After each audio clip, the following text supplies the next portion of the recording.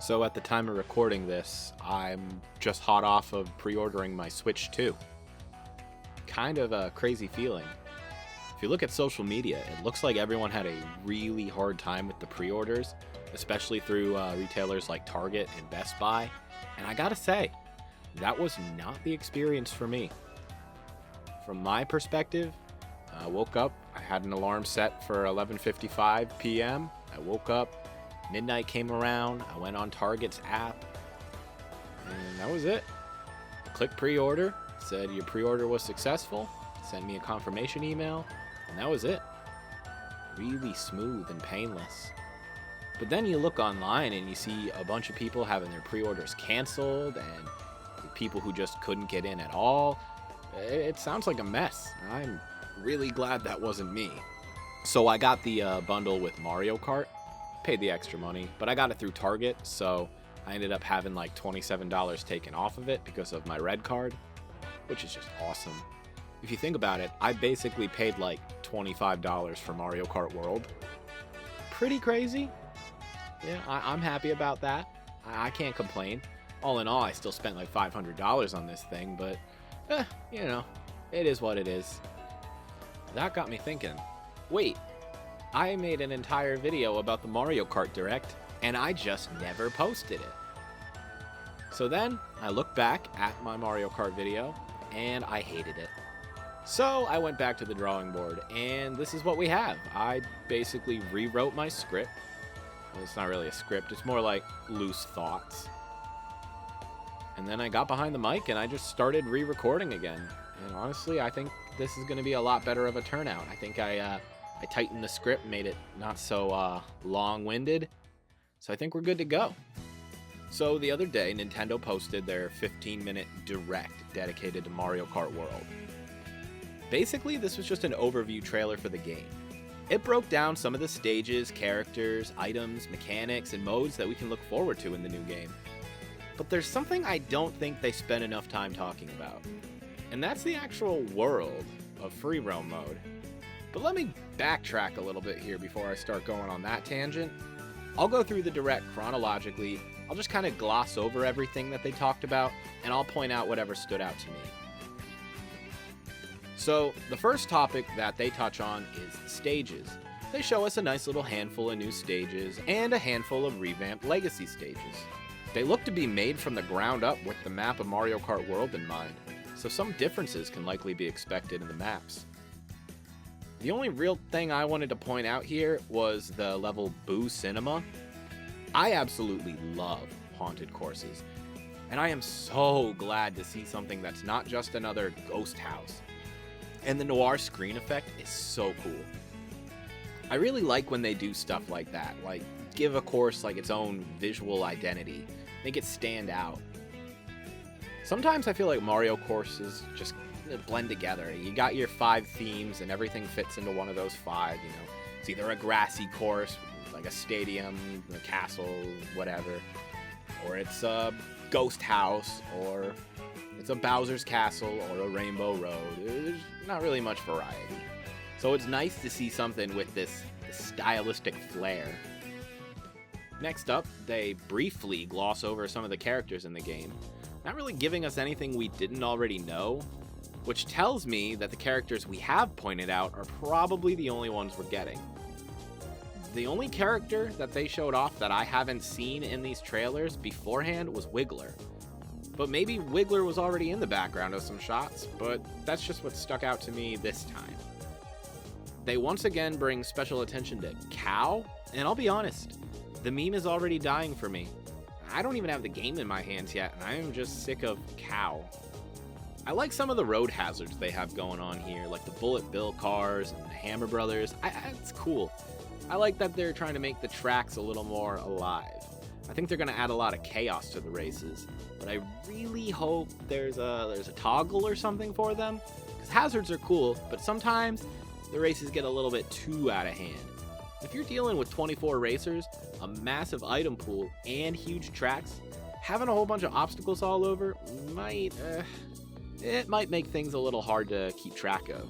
It could get overwhelming, especially for a casual racer who doesn't pick up the game a lot. Like 90% of the time I play Mario Kart is at a family gathering, and most of the people playing don't play a ton of video games. They already complain when things are any more complex than, say, Mario Kart Wii or 64. So adding more elements that are out of the player's control could turn some people away. Also, this is a really small thing, but I'm so glad they kept the Double Dash style item blocks and item slots like 8 Deluxe had. Having an extra item on hand can really spice up the game, and adds a little bit of strategy to it too. After all of that, they showed off the Grand Prix mode, and I gotta say, I don't love the whole drive to your next track thing. That's another thing that I hope is toggleable. I feel like it adds way too much time to the overall Grand Prix, and that can be kind of annoying if you're just trying to knock them out for the trophies or you're just time killing. Like sometimes I don't have a ton of time, but I want to get some gaming in. I'll pop in Mario Kart 8 Deluxe, I'll run a Grand Prix, and it's done in like 10-15 minutes, 20 at the worst. It has tremendous pick up and play value, but anything that drags out the runtime is going to devalue the pick up and play ability of this game. And like, I don't want to do a versus race if I'm playing solo, because then it feels like I'm not working towards anything. I'm not unlocking trophies or my stars or anything like that. So it just feels wasted. They teased that once you finish all the Grand Prix cups, Rainbow Road's gonna appear above the map, and here's what I'm wondering. Is this gonna be a Rainbow Road area, like with a whole Rainbow Cup of its own, 4 different Rainbow Road tracks, all interconnected with this free roam stuff? All like a bunch of Rainbow Roady areas? Because that would be kind of cool if they brought back like 3 of the best Rainbow Roads, did one original as like the final level, and it's just a whole cup of back-to-back Rainbow Roads. Or is this just going to be one Rainbow Road? Whether it's overwhelmingly huge or just normal size and it just functions as a standalone track. I don't know, but it's neat all the same. I love unlocking tracks. Modern Nintendo just likes to drop all their characters and courses on you from the jump, and then make the unlockable stuff be like car parts and stuff. Like, I hate how Mario Kart 8 Deluxe was. The whole coin-based random unlock system, it was just frustrating.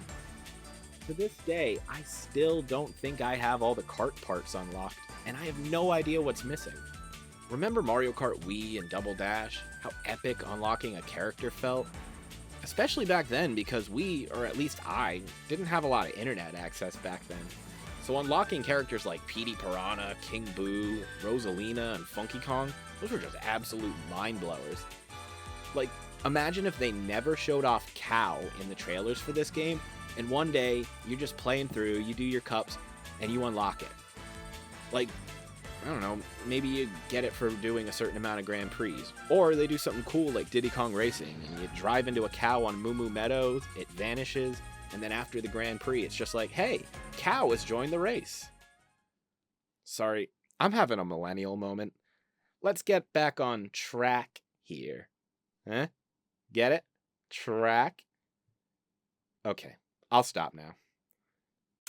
Next up is a new mode, Knockout Tour. So Knockout Tour is basically a battle royale. It has a different arrangement of tracks in its own unique different cups. These are 6 race cups, and the tracks all follow a straight line across the map instead of a cluster. So you're going from one end of the map to the other in a straight shot. And I think that is a great use of the map and the roster size. It makes me wish, though, that when customizing races, you could pick the size of your races. Because for a moment there, seeing 8 racers in the race, it had me feeling nostalgic. I feel like Knockout Tour is going to be like the new Mario Kart competitive format. Well, I mean, as competitive as Mario Kart can get. So like, all the kids in your church youth group making a night out of it, having wings and pizza kind of competitive. Like, your college video game club that only plays Mario Kart and Project M kind of competitive. Am I getting too specific here? I guess I just don't see many large gatherings for Mario Kart tournaments. But hey, maybe this game will change that. After Knockout Tour, they show us all of the items. So, other than like Crazy 8, Lucky 7, the Double Dash specials, is pretty much every item back? Like, Just think about it. That's so crazy. All those people in 12th to 24th place, they're going to get such cool items to pick from. And then meanwhile, everybody from 11 to 1st is going to have like shells, bananas, and feathers. Who knows? Maybe the item dispersion won't be so trashy this time around. The coin shell's really cool. It's both pointless and useful at the same time. It is infinitely better than rolling a single coin, but it's just a red shell that doesn't home in on players. It just kind of follows the track. It's just fine, I guess. They added an ice flower, which I'm surprised is only just now showing up. It went through the whole Wii and Wii U era without showing up in a Mario Kart. I don't see much of a difference from the fire flower. It's just the ice effect instead of the burn effect. I don't know, maybe the ice effect slows players down briefly. That would differentiate it enough then. The hammer item looks evil. Like, that item is a surefire way to tick off a lot of people at once. And I am all for that in my Mario Kart. Now this makes me really upset because Kamek got downgraded to an item. I am so mad about that. They could have just called the item Magic Koopa. Make it like a different color one or something, and just leave Kamek playable. This guy does not deserve the treatment he gets. Hosting Mario Party, an item in Mario Kart. Just make him playable, please. There's also the whole food thing, which I guess all it does is change your costume, and that's the way you permanently unlock the costumes. That's cool, but I feel like there are some missed opportunities with the costumes themselves. I want more references, like, where is my Princess Peach Showtime costume? Where are my Mario Odyssey costumes? Where's Luigi? Where's Yeti DK? These guys should just hire me to come up with their ideas. I know what the people want. And what the people want is Luigi's Mansion King Boo. Man can dream. The accessibility features are back from 8. Smart steering and auto accelerate are great. It's going to make it so much easier when my niece and nephew are a little bit older and they can start playing the game. It'll make them able to keep up with us while we're playing. And if you have the Joy-Con 2 wheel, you can feel like you're really driving. They showed off the tilt controls for the amazing, awesome Joy-Con 2 wheel set, because everybody's going to buy those. And then they show the way that the food item is going to be incorporated. It's through those little Yoshi restaurants that we've been seeing since the first trailer for the Switch 2. I really like this. Unlocking things is my favorite thing to do in a game. And this is awesome because it incentivizes people to play as more characters. Because you only unlock a costume by getting it. So if you want all the Bowser Jr. costumes, you have to do every food as Bowser Jr. Same for Mario, same for Peach. Now I just wonder how many costumes there are. Like, I wonder if Pianta or Penguin or Snowman are getting costumes. Or is it going to be limited to just core characters? Also, I am so glad that there's a Captain Toad and Captain Toadette costume. I just wanted to take a second to appreciate that. They did something right there. Now for this whole direct, we basically only got 1 or 2 pieces of new information. And the first one we got was the charge jump. You can basically charge a drift to jump over things, dodge items, jump into walls, grind rails. It's unique.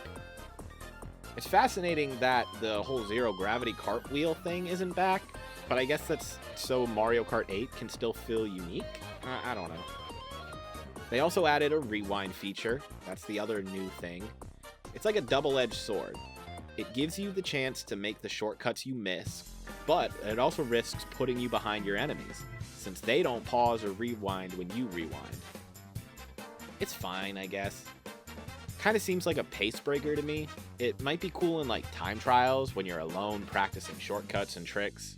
So like, you know, I'm not gonna knock anything new or extra. Like, if you want to give me it, I'm gonna take it. Speaking of time trials, they showed us more modes, and time trial is there, and it's the same as always. Great. I mean, you got ghosts. You can download ghost data from online, or I might be able to send ghost data to friends. I don't know why you would want to do that, but you can.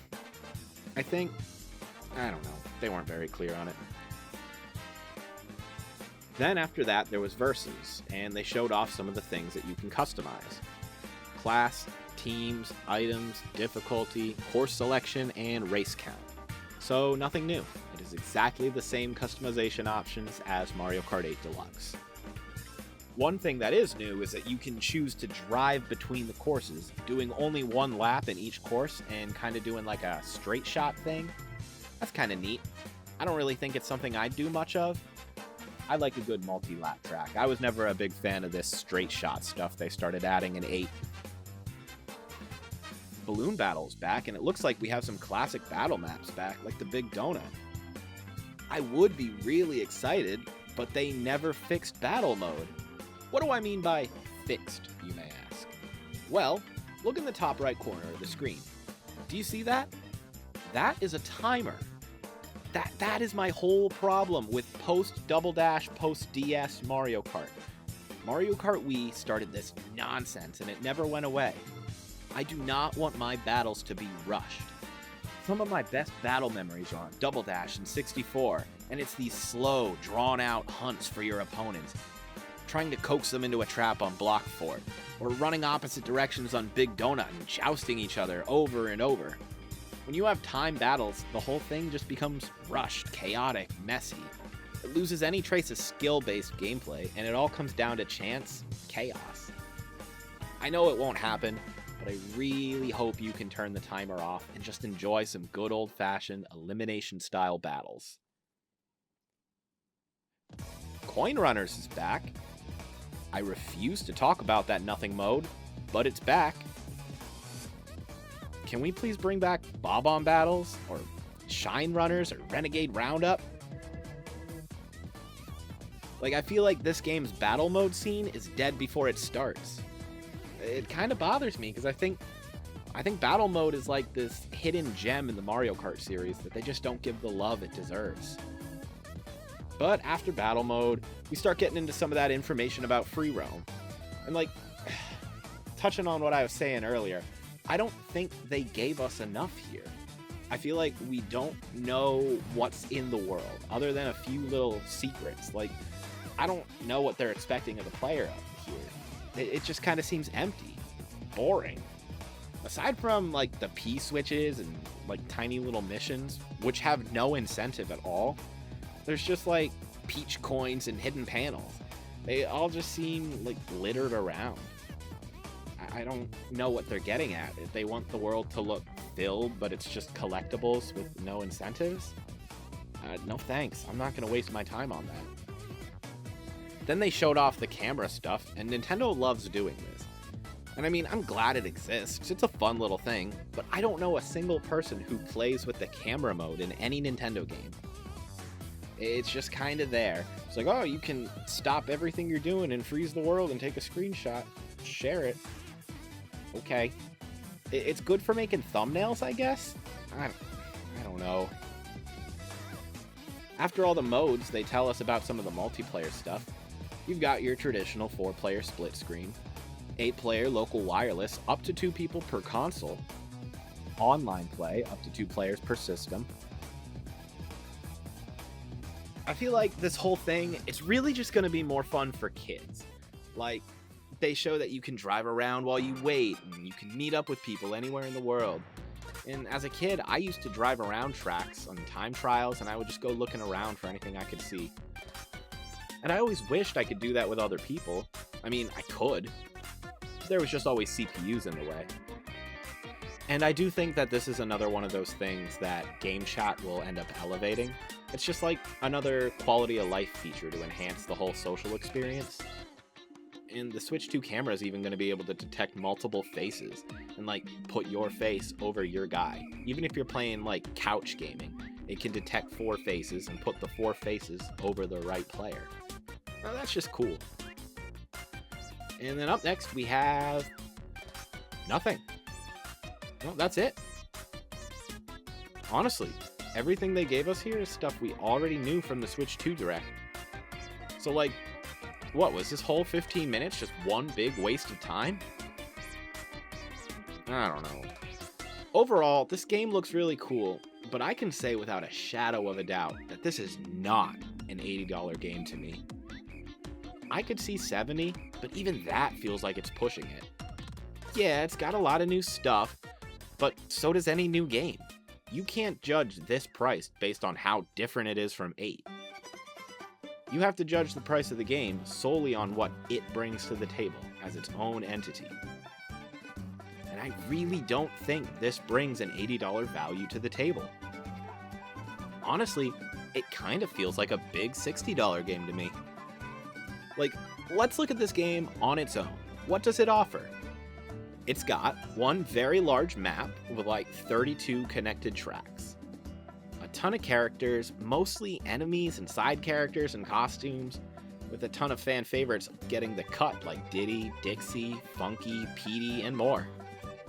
Including my man Kamek. We've got one new racing mode, albeit a really cool mode, basically bringing Battle Royale to Mario Kart. We got the ability to free roam on the map. That's alright. We got some minor mission stuff. Probably going to be nothing like Mario Kart DS's mission mode, but I guess they're listening. We got the same stale battle mode that we've had since Mario Kart Wii. We got 24 player races, and one new gimmick in the rail wall grinding that just replaces the zero gravity gimmick. And I'm really failing to think of anything else this game brings to the table. So, judging off of what was shown in the Direct, which I believe was meant to be their big curtain pull for the game, I don't think the game offers the value they're charging for it. It's still a new Mario Kart. It is without a doubt going to be a very fun game. But if they think giving us a bunch of empty space to drive around justifies an $80 price tag, then they're either crazy or evil. Because they know that no matter what this game sells at, it's gonna do hundreds of millions of copies over its lifespan. And that just irks me, you know? It's like, I put faith in Nintendo to make the right decision. They've never really been a greedy company. I mean, all corporations are greedy, but Nintendo's never really made these kind of brazen moves. But here they are. They know it's gonna sell. Well, there you have it. That's basically all we got from the Direct. Pretty much no new information, other than the fact that there is no more new information. I'm still gonna buy the game, and I'm still gonna love the game. But man, for the way they hyped it up, I thought this was gonna be something bigger, something more. Hopefully the game gets free updates down the line during its lifetime. I'd even take a booster course pass in like 5 years from now. But that's all I have left to say on the topic, so I'm going to sign off and get working on whatever's next. If you made it this far, you are contractually obligated to subscribe, and you're free to like the video if you so please. Have a great day, everybody. God bless you guys, and I'll see you real soon.